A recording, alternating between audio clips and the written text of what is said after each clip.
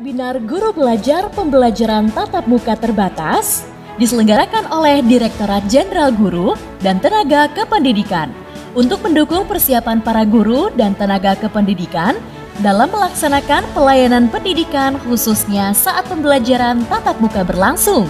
Seri webinar Guru Belajar Pembelajaran Tatap Muka Terbatas akan menyediakan berbagai materi dan pengalaman menarik dari berbagai kalangan. Mulai dari praktik baik pembelajaran tatap muka terbatas, penerapan protokol kesehatan di sekolah, tips pembelajaran di masa pandemi, pemanfaatan teknologi, dan berbagai inovasi pembelajaran. Seri webinar Guru Belajar Pembelajaran Tatap Muka Terbatas akan diselenggarakan mulai dari 31 Mei sampai 2 Juli 2021 yang dapat Anda saksikan dalam bentuk webinar dan podcast. Dan saksikan webinar dan podcast Guru Belajar Pembelajaran Tatap Muka Terbatas di YouTube, Zoom, portal Ayo Guru Berbagi. Ayo ikuti seri webinar Guru Belajar Pembelajaran Tatap Muka Terbatas. Mari berikan pembelajaran terbaik kepada anak-anak Indonesia.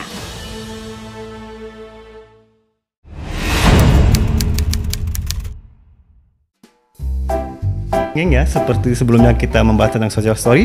Nah, Kak Aryo sempat membahas tentang keahlian lebih lanjut dari mendongeng, itu suara dan juga ekspresi. Namun sebelum itu, mendongeng itu sebenarnya seperti apa sih Kak Aryo? Bisa dijelaskan lebih rinci mungkin Kak Aryo? Jadi ini kalau mau dihidupkan, dipersonifikasi, berarti kita deskripsikan, oke, masih kecil 5 tahun gitu.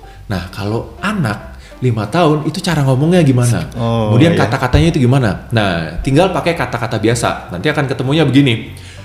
Suatu hari, seekor anak bebek merasa lapar. Kemudian dia mau makan. Dia berteriak. Impersonate itu ya kita menirukan suara yang udah ada. Nah, itu kan mudah. Tinggal dengar, tiru, dengar, tiru gitu. Nah, ada namanya onomatop. Onomatop itu adalah kita mencoba menciptakan bunyi-bunyian yang itu akan diidentikan. Ceritanya ini tentang 5 sahabat. Ada kelingking, ada manis, ada tengah, ada telunjuk, dan ada ibu jari, ada jempol. Nah,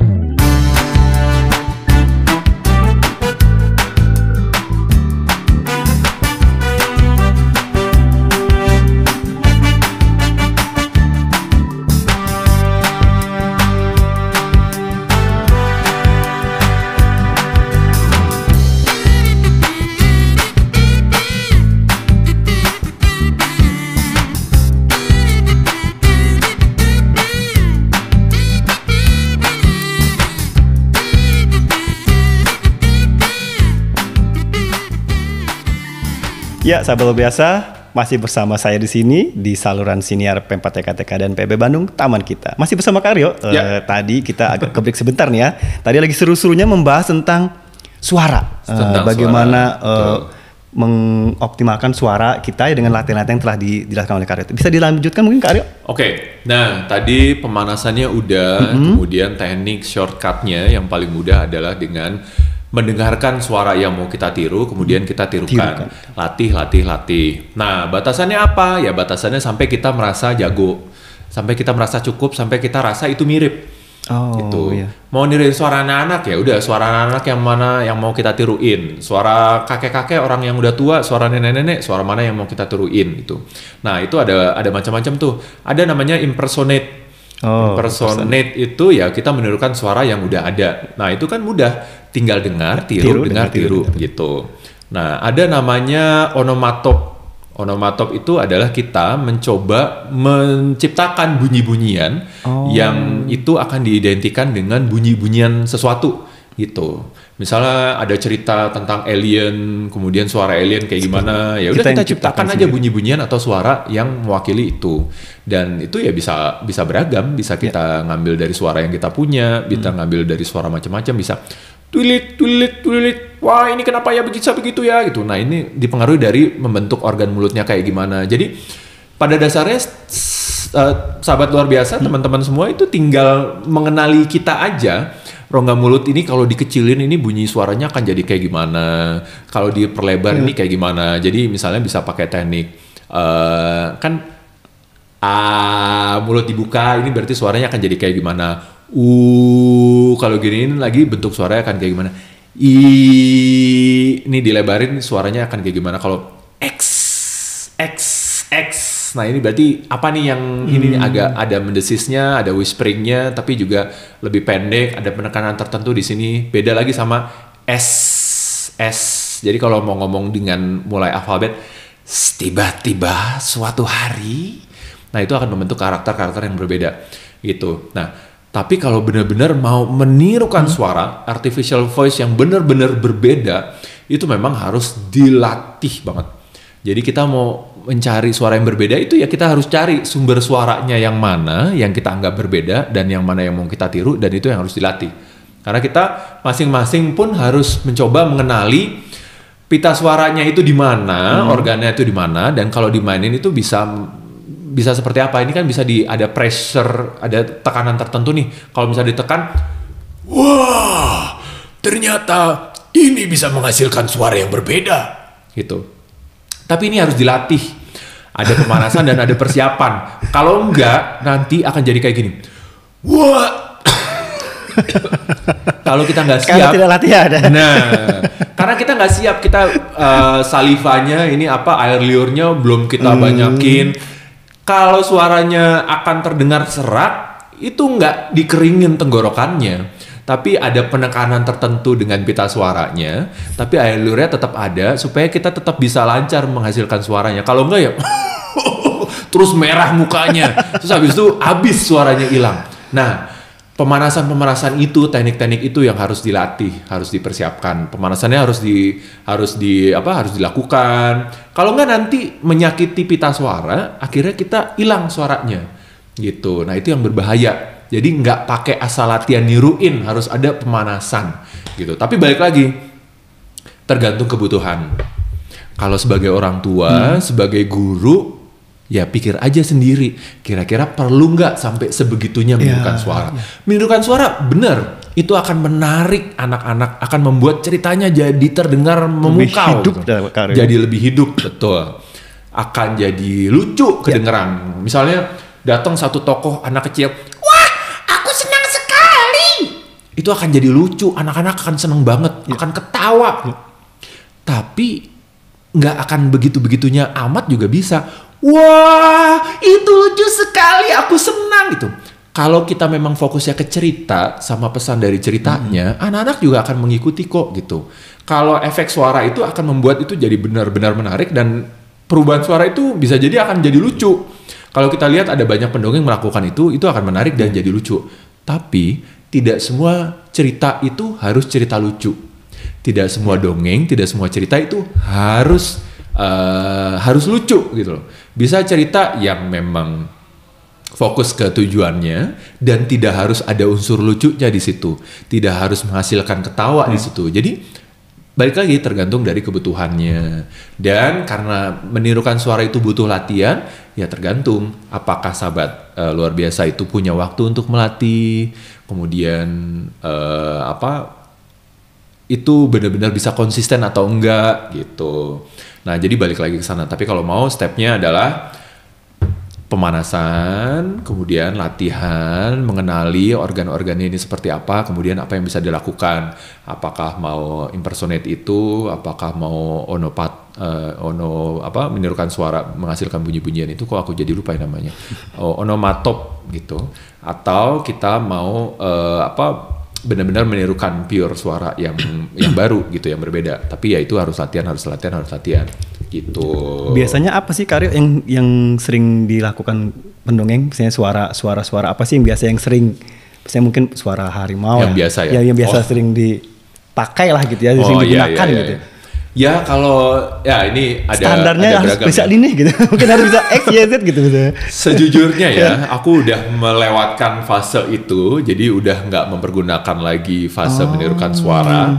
Karena menirukan suara itu jadi merasa itu udah nggak penting lagi nih. Karena fase aku adalah mau menyampaikan bahwa yang penting itu adalah lebih ke kemauan dan penguasaan dari ceritanya. Karena penguasaan dari ceritanya itu akan mempengaruhi kita membentuk karakter si suaranya sama ekspresi dan bahasa tubuh gitu. Jadi menirukan suara itu sebenarnya nggak ada standar minimal kita harus bisa yang ini, nggak ada. Tapi yang biasa dipergunakan adalah satu, suara anak kecil. Suara anak gitu. kecil ya. Suatu biasanya itu suara anak kecil karena di kebanyakan cerita, contoh cerita itu pasti tokoh anak-anak. Karena biasanya kalau fokus pendengarnya adalah untuk anak-anak usia TK, PAUD, itu kan ini masih kecil-kecil nih.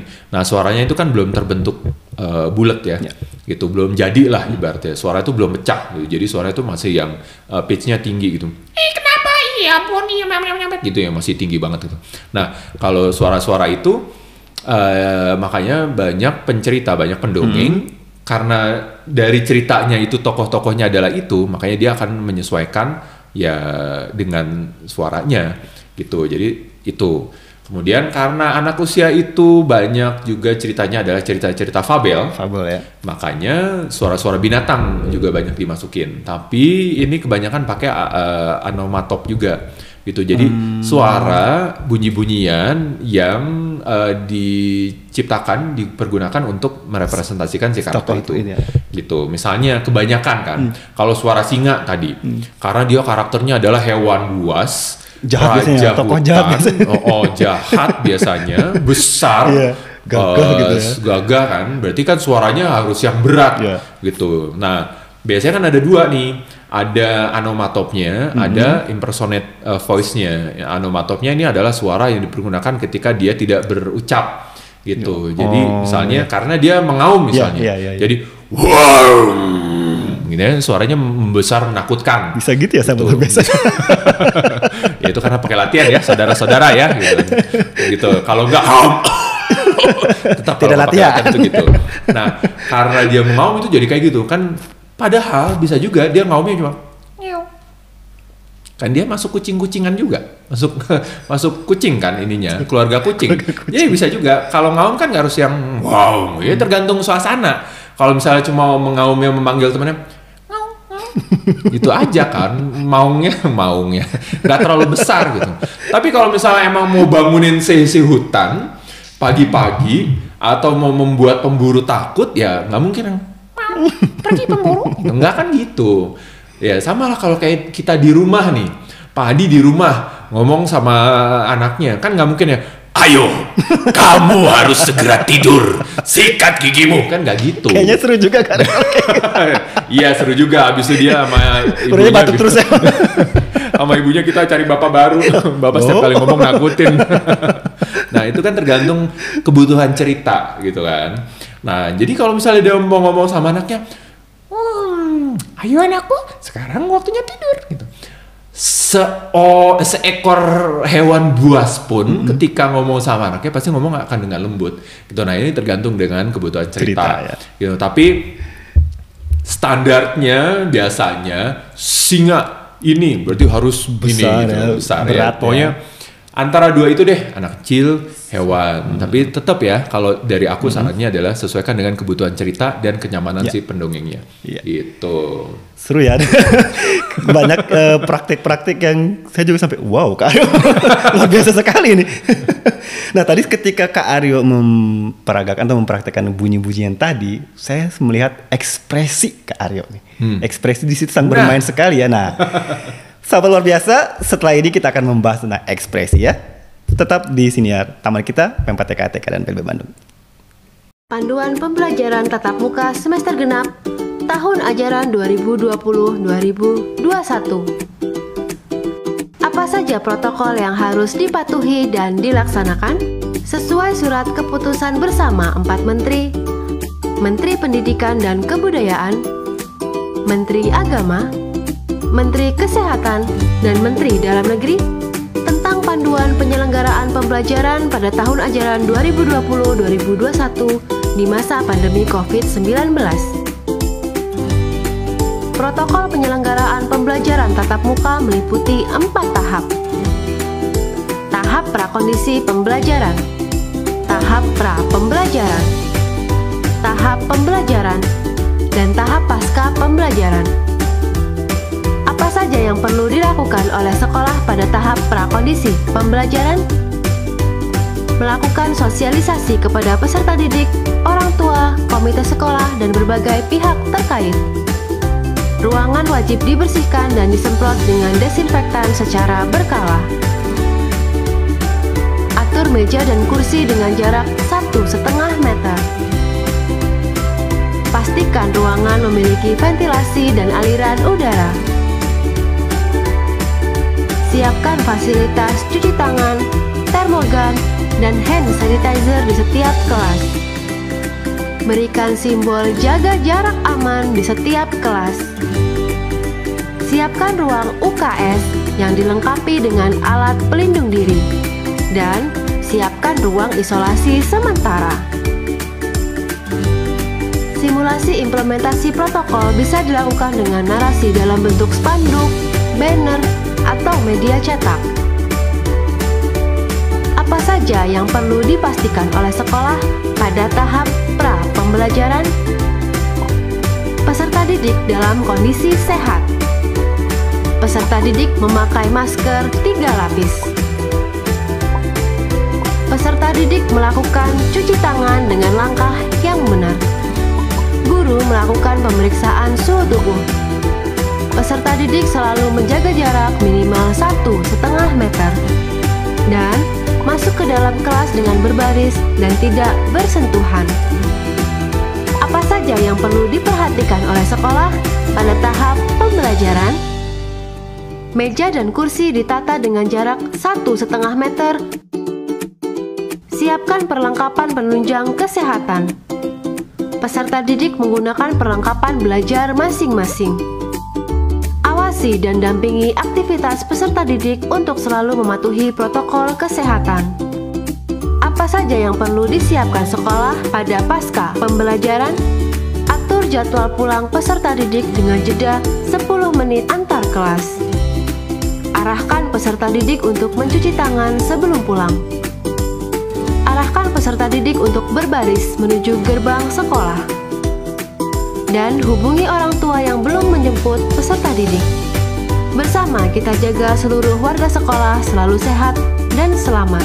Pesan ini dipersembahkan oleh Direktorat Guru dan Tenaga Kependidikan Pendidikan Dasar, Direktorat Jenderal Guru dan Tenaga Kependidikan, Kementerian Pendidikan dan Kebudayaan Republik Indonesia.